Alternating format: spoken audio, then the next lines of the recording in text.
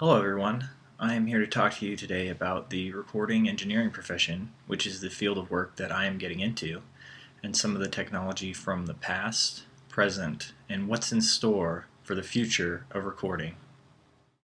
During the early years of mixing and recording, most studios had a very similar look to them.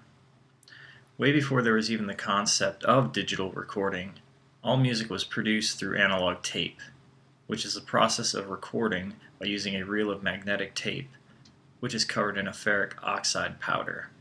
The basic idea involves an electromagnet that applies a magnetic flux to the oxide of the tape.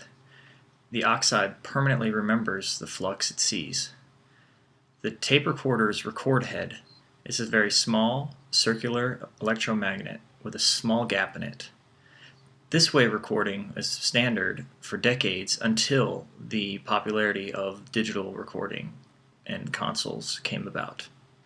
Digital recording started to gain momentum in the early 90s when you could record your music without having to deal with heavy reels of analog tape and record straight to your own computer and store everything onto the hard drive.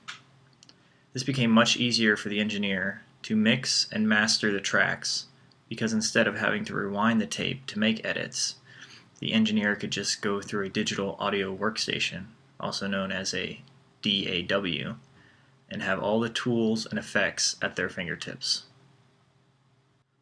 For all the great things that digital recording has done for the industry, it's also taken its toll on the engineer themselves. Look at it this way.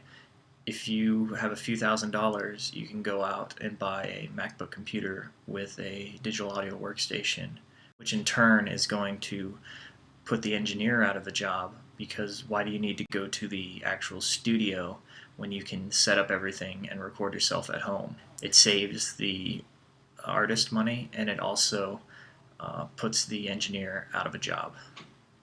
As much as I love working from home with the digital audio workstation myself and my MacBook in my studio, which I am currently building, I really hope that the recording studios will still continue to be a big part in the music entertainment business, because I would love to still go and intern at these places and learn all the tips and tricks that other talented engineers who have had many more years experience than myself would be able to teach me.